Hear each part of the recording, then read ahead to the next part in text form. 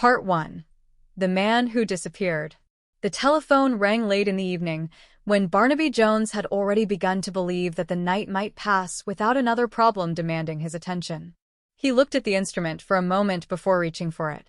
There was something about a telephone ringing in an otherwise quiet office that always seemed more important than it really was. Sometimes it was nothing more than a wrong number. Sometimes it was a client calling to change an appointment. And sometimes, as Barnaby had learned over many years, the voice on the other end of the line belonged to someone whose life had suddenly become complicated. He lifted the receiver. Barnaby Jones. The woman on the other end introduced herself as Kate Corman. Her voice was controlled, but only barely. She had been trying to find her husband. Barnaby listened without interrupting. Danny Corman had joined a private military organization in Los Angeles. He had done so after Kate became ill and the medical expenses began overwhelming their finances. Danny had always struggled with ordinary employment. He disliked jobs that made him feel trapped, and when Kate became sick, his frustration became desperation. He believed he had found an answer. The organization promised money. It promised adventure. It promised men like Danny an opportunity to do something important. He had been sent to Los Angeles almost immediately. At first, Kate received letters. Then the letters stopped. For 3 weeks, she heard nothing. She had tried contacting the organization herself. They claimed there was no record of Danny Corman. That was the part Barnaby found most troubling. People disappeared. It happened for countless reasons. But organizations did not normally forget the people they had recruited. Kate had already been told that the company did not know what she was talking about. Barnaby could hear the fear behind her words. She was not merely trying to locate a missing husband. She was trying to understand whether the man she loved had chosen to disappear. She told Barnaby that she had become convinced that Danny might be trying to escape the responsibility of their marriage. Perhaps he had decided that she was too much trouble. Perhaps he believed her illness had ruined his life. Perhaps, she whispered, he simply did not want to come back. Barnaby listened carefully. He had heard similar fears before.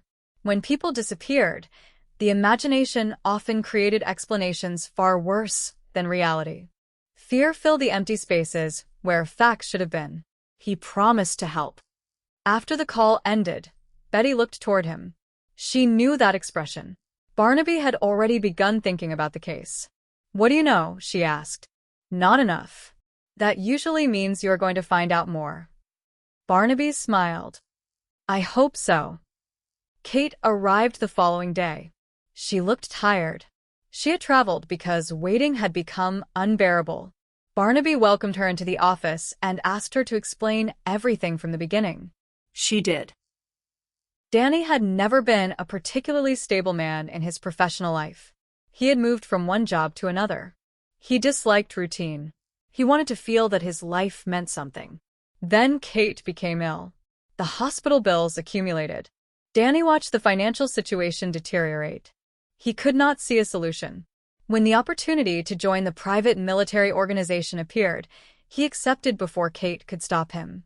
She had received 2 letters from him. The first had been hopeful. The second had been shorter. Then nothing.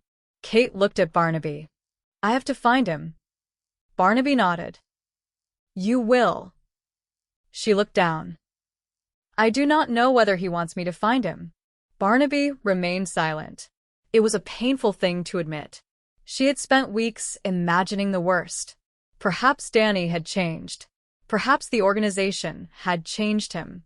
Perhaps he had decided that he was better off without her. Betty sat with Kate later and listened to her fears. Kate admitted something she had never told anyone. She believed that she had been impatient with Danny. She had wanted him to succeed. She had wanted him to find a job and stay with it. But Danny had hated ordinary work. He had drifted. When Kate became sick, he had felt helpless. And instead of admitting that helplessness, he had run towards something that promised him money and purpose. Betty listened. "Do you love him?" Kate answered immediately. "Yes." "Then perhaps that is what matters." Kate looked at her. Betty continued gently. "You are assuming that because he is gone, he must have stopped loving you. Those are not necessarily the same thing. Kate wanted to believe her. Barnaby wanted to believe it too. But believing was not enough. They needed facts. Barnaby began with the organization. He visited the company and discovered almost immediately that the people working there were unwilling to answer simple questions. The secretary knew more than she admitted. Barnaby asked where the recruits would be sent. She said she did not know. He asked who was in charge. She said the information was classified. He asked what kind of work they would perform. Again, she claimed ignorance. Barnaby smiled. The woman looked at him. You ask too many questions. Can I help it? The answer was obvious. No. Barnaby had always been curious. It was one of the qualities that made him effective. It was also one of the qualities that made dangerous people notice him. He eventually learned that the organization recruited men for private military work. The pay was attractive. $300 a week. For some people, that was enough money to change their lives. For others, it was enough money to make them overlook questions they should have asked. Barnaby decided that the only way to discover what had happened to Danny was to go inside. He applied. The organization gave him a questionnaire. The questions were revealing. Was he willing to kill without question? Had he ever been confined to a mental institution? Did he love his country? Barnaby realized that the organization was not searching for ordinary employees. It wanted men who would obey. Men who would not hesitate. Men who would accept orders without asking why. He completed the application. Then he waited. Eventually the call came. He was accepted. Barnaby entered the training facility with the other recruits. The atmosphere was immediately different from the outside world. The men were told that from that moment forward they belonged to the organization. No newspapers. No radios. No television. No ordinary telephone calls. The recruits would be trained continuously. They would be pushed physically and mentally. Their old identities were being replaced by something else. Barnaby observed everything. Some of the recruits looked confident. Others looked frightened. One young man, Steve Parker, called himself Lobo. He tried to project confidence. He claimed to have been in the Marines. But when the physical training began, the truth emerged. He struggled badly. Barnaby watched him attempt the obstacle course. Come on, another recruit encouraged him. Lobo pushed himself forward. I do not think I can make it. You can. I never expected anything like this. Someone asked whether he had done similar things in the Corps. Lobo hesitated. Then he admitted the truth. I lied. He had never been in the Corps. The admission changed the atmosphere between them. Barnaby did not laugh. He understood. Lobo had lied because he wanted people to believe he was brave. That was one of the first lessons the training facility revealed. Many of the men were not what they claimed to be. Some were looking for money. Some were looking for adventure. Some were trying to escape ordinary lives. And some were simply trying to prove something to themselves. Barnaby continued searching for Danny. Then he saw him. Danny Corman. For a moment, everything else disappeared. Barnaby had expected many things. He had not expected the reunion to feel so strange. Danny was shocked. What are you doing here? Looking for you. Danny immediately understood the danger. You are not supposed to be here. Kate has been trying to reach you. Danny looked away. He could not speak openly. Other recruits were nearby. The instructors were watching. The organization had rules. And Danny knew what happened when those rules were broken. Barnaby understood that he had found Danny. But finding him was not the same as rescuing him. Danny had become part of something he no longer knew how to escape. The two men were separated. Others noticed their connection. Someone mentioned that Danny's wife had been calling. That information was dangerous. The organization began to suspect Barnaby. Barnaby continued his investigation from inside.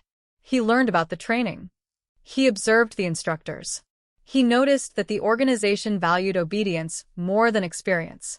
The younger recruits were often easier to discipline.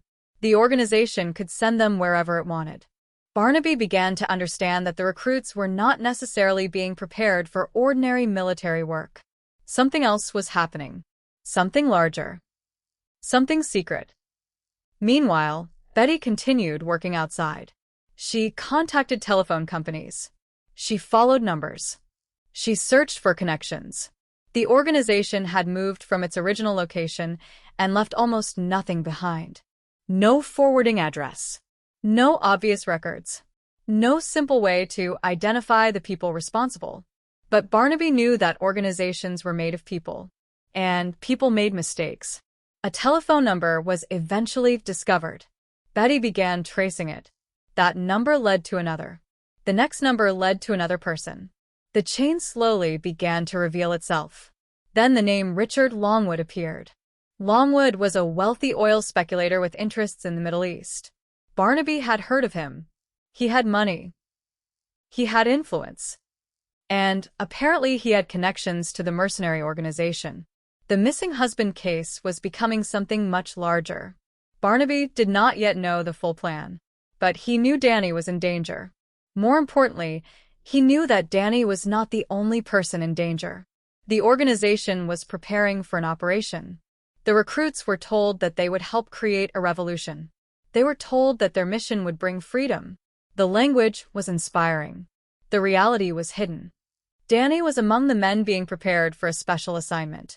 Barnaby tried to speak with him again. This time Danny told him the truth. The mission involved killing a Middle Eastern leader. And the target would not be attacked in some distant foreign country. The operation would take place in Los Angeles. Barnaby realized that the entire investigation had changed. He had entered the organization searching for a missing husband. Now he was standing inside a conspiracy. Danny looked at him. "You have to get out." Barnaby refused. "I am not leaving without you." Danny shook his head. "The two of us cannot get out." Barnaby stared at him. Danny continued. "If you get outside, you can bring help." Barnaby still refused. Danny finally explained that the organization already knew Barnaby worked for a private investigator. They had been watching him. There was only one way to make Barnaby's escape believable. Danny would pretend to eliminate him. It was a dangerous plan. But Danny believed it was the only chance they had. He told Barnaby to make it look convincing. Barnaby reluctantly agreed. The two men prepared for the deception. For a brief moment, they were once again the friends they had been years before. No organization. No orders. No secret mission. Just two men trying to help each other survive. The plan was carried out. But the organization had anticipated deception. The weapon used in the supposed attack was loaded with blanks. The entire situation had been a test. Danny realized that his loyalty was being questioned. He had passed. But passing the test did not make him feel victorious. It only reminded him how little freedom he had. The organization decided that Barnaby would accompany them. If he disappeared during the operation, nobody would ask too many questions. He would simply become another man who had failed to return. Barnaby knew the situation had become extremely serious. Outside, Betty and the others were working desperately to find the missing pieces. The telephone records revealed more connections. Longwood's name became increasingly important. Barnaby decided that the wealthy businessman was the key. He needed to know what Longwood wanted, and why he was willing to finance an organization capable of changing political events. The answer would soon become clear. But before Barnaby could confront Longwood, the organization moved. The operation was beginning, and the clock was running out.